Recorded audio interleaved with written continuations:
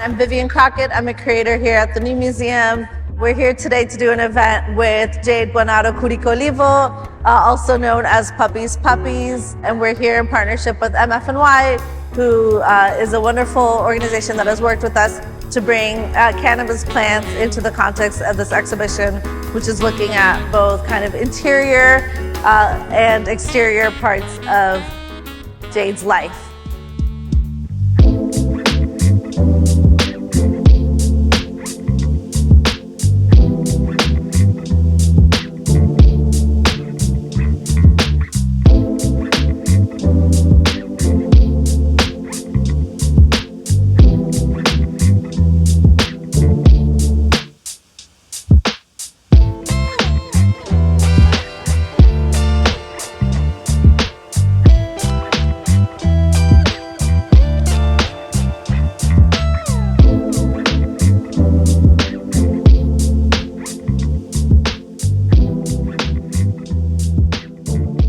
As a curator, I'm oftentimes thinking about how to bring real life experiences in the real world into the museum space. Thank you so much for coming this evening. First, I wanted to thank the New Museum for partnering with us for this event. We wouldn't have the opportunity to have our hemp plants here in the museum if the cannabis, specifically CBD, wasn't such a big part of Jade's life. Her vision to bring the live plants and the live exhibit into the museum is why we are all here today, and also the museum's willingness to take on a lot of regulatory challenges that came along with it to just display the live plants in this setting. So thank you very much. But a big part of my curatorial practice also is about the assertion of like real life practices, reality within the space of a museum. I think there's this propensity to abstract life and culture in the space. They want the representation of a life or of a person or of an artist, but there isn't necessarily an investment in what the lived experience of people are that are being brought into a space. And so that's really important to my work. And before I open it up to a conversation with Jade, I also want to shout out Ian Wallace, who is a curatorial assistant on this project and has become an absolute expert in all matters of the licensing and the bringing this project to life. It really has come with some challenges, and he has done an amazing job. I also want to say, like, Jade is someone whose work I have been following for a while, and someone whose practice I've always really, really loved. And I also love that we met in a real world way. Like, we didn't meet in a studio visit. We didn't meet over an email introduction. Like, we met at a party. And kind of we're drawn to each other, started a conversation with each other, and then we had this opportunity to work together on this, and it's been amazing to get to work with you. This is a space, it's the first one that you see when you enter the museum. It's a site that I think you have to respond to the specific framework that you're given, right? It's a very I love all the projects that have emerged in the space because you really have to respond to the environment. So for those who may not have spent time with the show yet, it's divided into these three different vignettes. At the center is this kind of replica of Jade's real apartment, and you see both cameras that are pointed kind of into the space and also a camera that's feeding live from her own real apartment. And then within this, there are these kinds of two mindscapes, memoryscapes that inform a kind of potential life before or after this reality. Usually when you work with an artist will come with a proposal or an idea, and then you see how much of it can actually be realized. So would you mind sharing a little bit about when you decided to, for example, introduce the plants into that proposal, some of your thinking behind it, and did you think it was actually going to happen? Yeah, I did not think it would happen. I did not think it would be possible. I'm grateful to you that you made it possible. And Ian, it's been an honor to work with you on this. When I first started to think about the CBD plants was because I had a brain tumor around 2010. I had the tumor removed. There's a 6-month period that you can get seizures. I think a way that I had a little bit of relief during that time was to take CBD because I had watched this documentary. So I was like, maybe this is something that I could do to try to have some sort of ease about maybe having a seizure. So CBD, I think, has been crucial as a medicine. And it's been a medicine, as we know, since the indigenous people were using it and people of color were using it and also distributing it as medicine. I can't sit here today without saying that that's starting to change, that Black and brown people that originally brought this medicine to people are getting taken out of prison, but that's only beginning to happen. And so that's something that I feel is really important to talk about when you're focusing on cannabis in like a specific context like this. I think for me also, it was a medicine in that I'm a trans woman and it's terrifying to go out the door sometimes. You don't know how anybody's gonna react to you or be to you in any situation. I think it's like that for a lot of femmes in general. And for me, especially starting to transition when people really, especially at that time, viewed me as like a so-called man in a dress or something, that's really, for some reason, that triggers people really intensely. Some people. And so I experienced a lot of backlash, it felt like, when I started to go out into the world. And I think sometimes the only thing that could help me do that was to smoke weed before I left, was to do something that made me feel a little bit more at ease about doing that. And I know that for a lot of other trans women in my community, that's the only way that we can get through it sometimes. It's really utilized as a medicine to my community these days. I'm not saying everyone, obviously, I'm just speaking for my little circle that I exist in. But yeah, that is just how I think about it, I guess, lately. Yeah. Well, it is. Yeah, there's the physical and mental health benefits, I think, are very evident. But then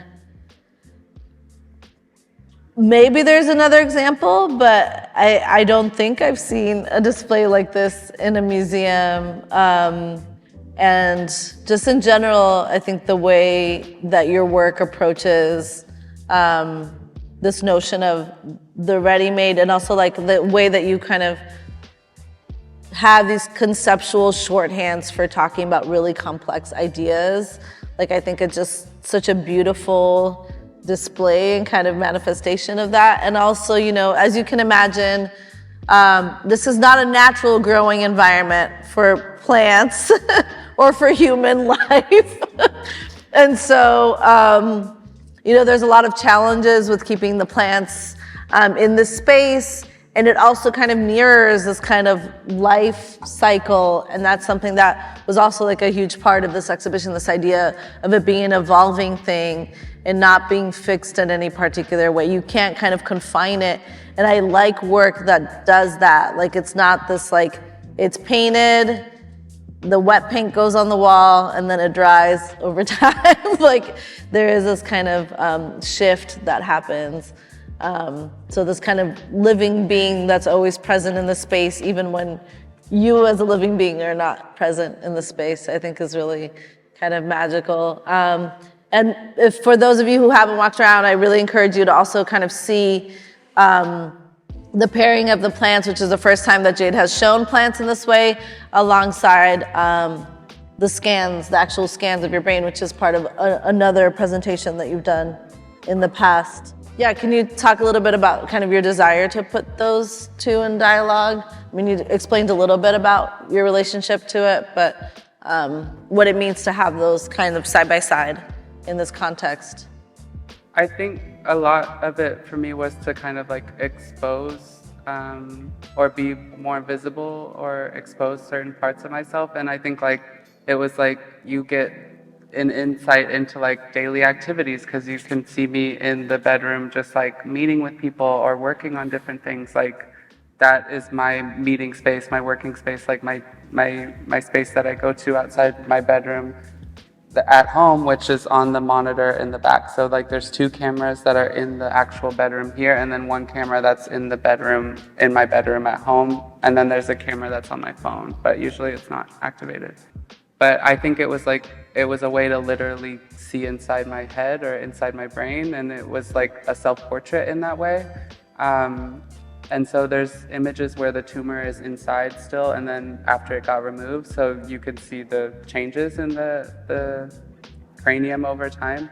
And I think it was a way to just like make a clear connection between the plants. And I think people would see maybe marijuana plants in a museum and be like, oh, cool. But like, yeah, that's a good reaction. But I think also something else that I wanted people to think about is the way that this can really be used as something to make your life better. I think it's like a dream of mine to have a farm one day, or just even growing for just personal use. So I think that was a part of it as well.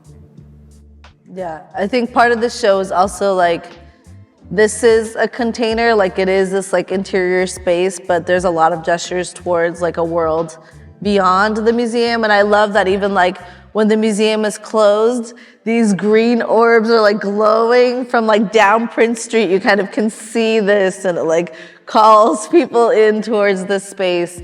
I think it's really powerful. And then also like the inclusion of the flags in the space, like it's like these are lived realities, like these are real struggles for autonomy, for like an end to criminalization of all like different kinds of people and specific people also, and that connection to, you know, what you're saying, the history of the war on drugs, and you know which communities were targeted within that framework, and the kind of larger reasons for why that was happening, that weren't about, clearly, it wasn't about the drugs. We all know that. It was about much more than that. So I appreciate that your work is like very emotive and very kind of personal, and it's also extremely political, and it ties into political and social history and indigenous history specifically in really important ways. I don't want us to just sit around. I know there's goodies to be consumed beyond this event. So I did want to open it up for potential questions that people have, either around like the process of the show, you know, particularly, or yeah, anything that might come to mind from this conversation. No, I'm grateful to MFNY for helping me make this possible and assisting me in so many ways. So thank you so much for welcoming me and everything. Yeah. Yes, hi.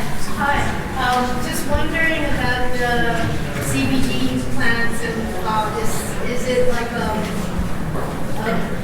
license, whatever the city regulations, why it's not just regular THC, why it's labeled CBD? Because in your story you talked about the benefit as well of sort of weed for anxiety. Yeah. Ian, do you want to, I'm going to put you on the spot. I'm going to bring you up here. We should have a third chair here because really Ian was such a huge, are you okay to, yeah, come more this way. The thing is with the licensing that, you know, legally there are these distinctions between like CBD, THC, hemp, and like cannabis, but these are all obviously also the same thing, right? So like, we have a license. Our license is specifically a hemp grower's research license, which is supposed to be for like if you're like doing scientific research on hemp. But we worked with the Department of Agriculture and Markets to determine that that was the appropriate license for us. So that's like the very narrow kind of thing that we're allowed to do. You know, of course, it depends on what state the plants are in, and you know how much they grow and whether they flower or not. These are all things that had to be taken into consideration. So it is something that we've had to like be very careful about keeping the parameters within, you know, this license that we had received. And there's no precedent for this. Like there wasn't, you know, a kind of idea. The other museum that has done a display of plants is the Oakland Museum in California. Shout out the Bay Area for also moving things forward in that regard.